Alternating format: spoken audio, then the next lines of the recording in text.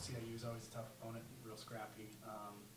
We had to battle back at their place. So knowing what we knew about them from earlier on this season, what was the game plan?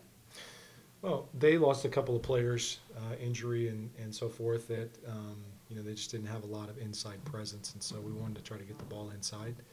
And we struggled to do that a little bit early, and while they're getting layups and making open shots, and so we kind of put ourselves in a hole.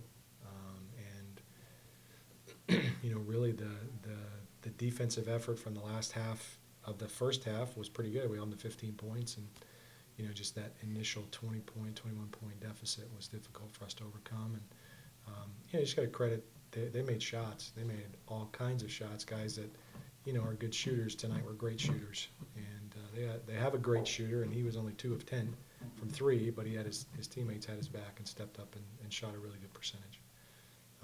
So kudos to them on that. Frustrating for us to get down so big and then get so close coming back and not be able to finish it. What were the things that you were saying to the guys in those first timeouts? When you're down, at one point it was like 25-4 or something like that. What's the conversation in that?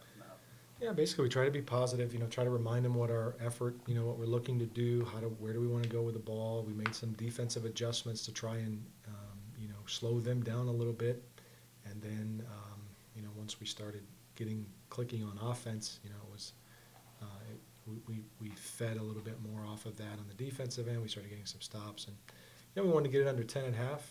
We struggled at the end to, he called a timeout, and I think it was a 13-point game, maybe 11-point game. And next thing you know, we foul them 3 times, and they make free throws, and so now we're battling back. And I thought our guys executed well at the end of the half, knocked down a big 3. Kyle did, and Ray made a great read on that to passing the ball, and we go on with a little bit of momentum, and then we come out and miss 4 layups, the first time down.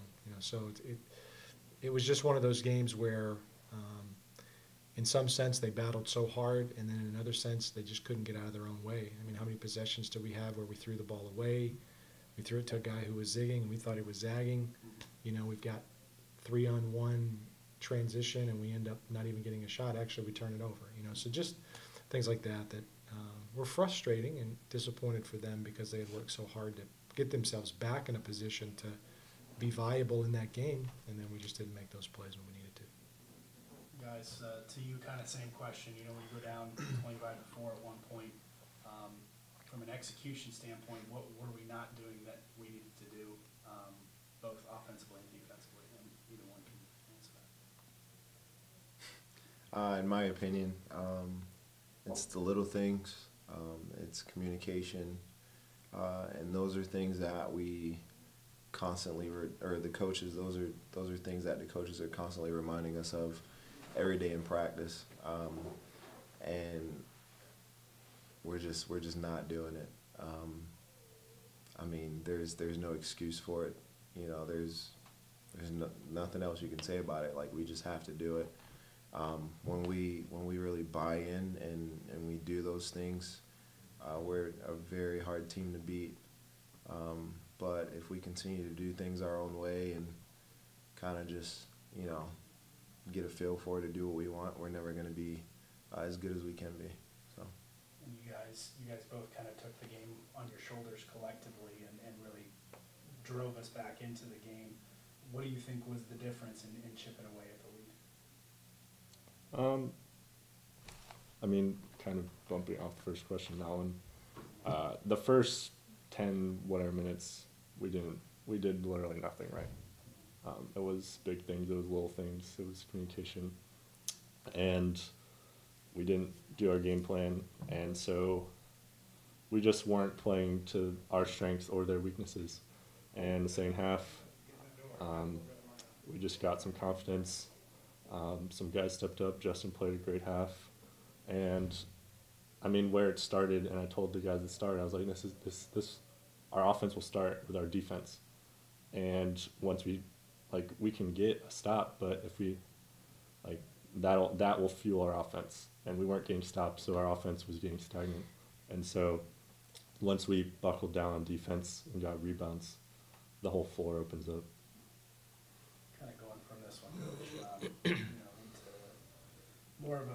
nice thing is we get a little bit of a break here before we play down at Emmanuel, so it'll give us some time to get some rest and also some good practices in. So what are we taking from tonight into a very tough game at Emmanuel next week? Yeah, first thing we're doing is we're giving them tomorrow off. I don't want them in the gym. You know, I tell them don't even, come in, don't do anything. Go to lunch or supper with your friends. Do something away from basketball. It's a long season. We just completed our 27th game, and we need them to, have a little bit of a fresh perspective coming back on Thursday, and then Friday, and then practice on Monday, and then we go to Emmanuel. It's their senior night down there, so they're going to be.